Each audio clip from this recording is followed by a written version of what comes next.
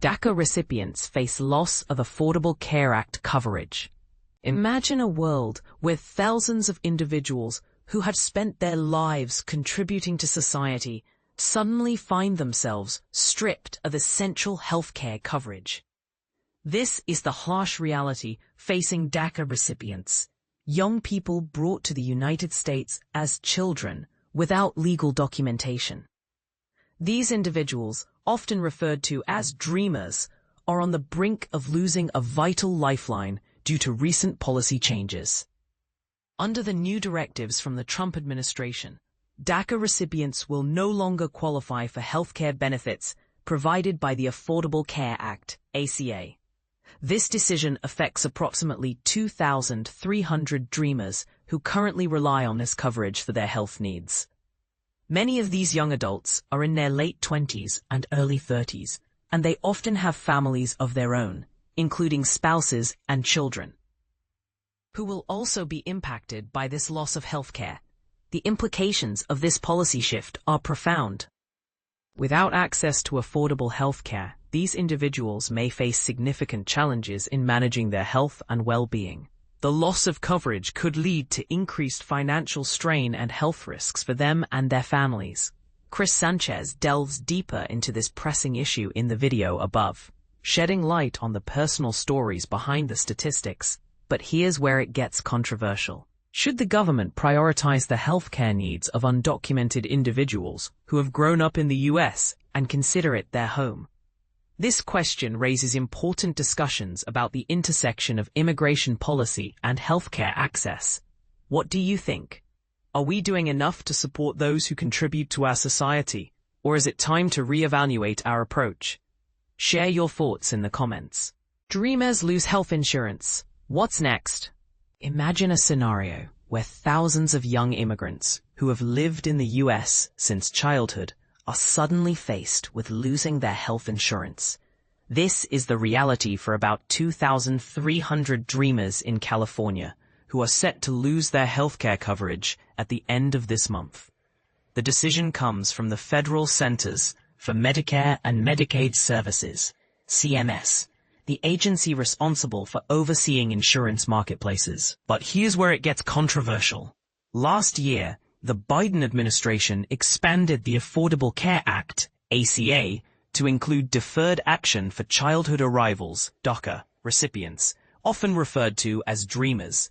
This change allowed these individuals, who were previously ineligible due to their immigration status, to purchase health insurance through both state and federally run marketplaces.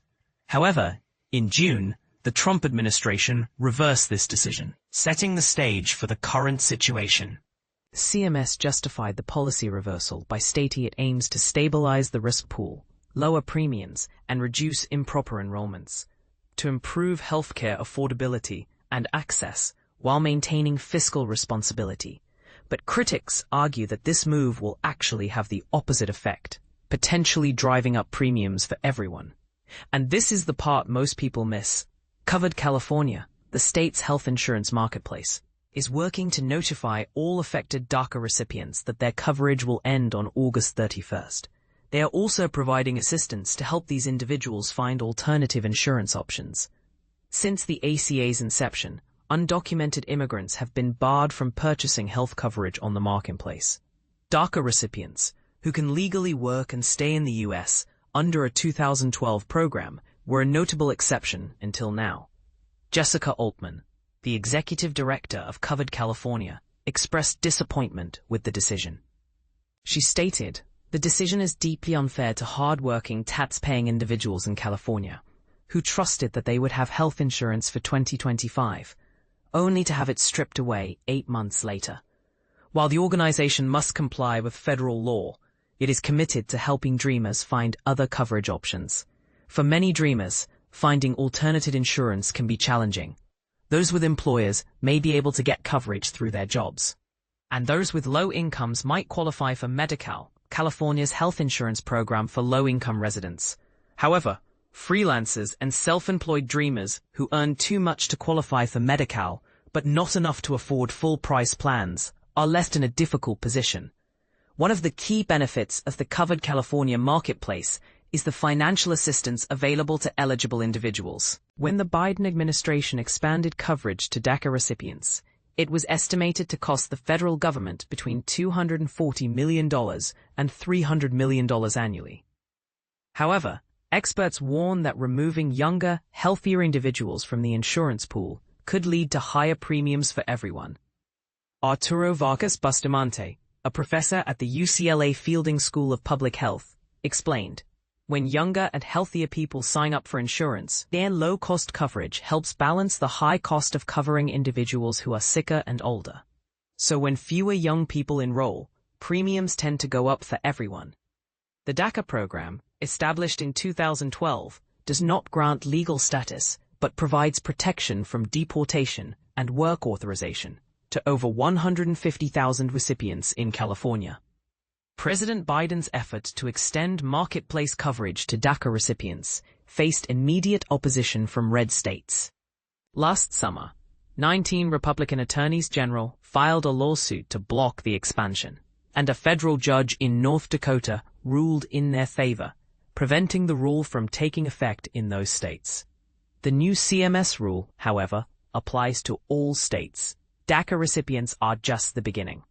A larger number of immigrants, including refugees and asylees, are expected to lose or drop marketplace coverage in the coming years. The federal budget approved by President Trump last month eliminates financial assistance for some lawfully present immigrant groups starting in 2027. Without this assistance, many of these individuals may struggle to afford their coverage.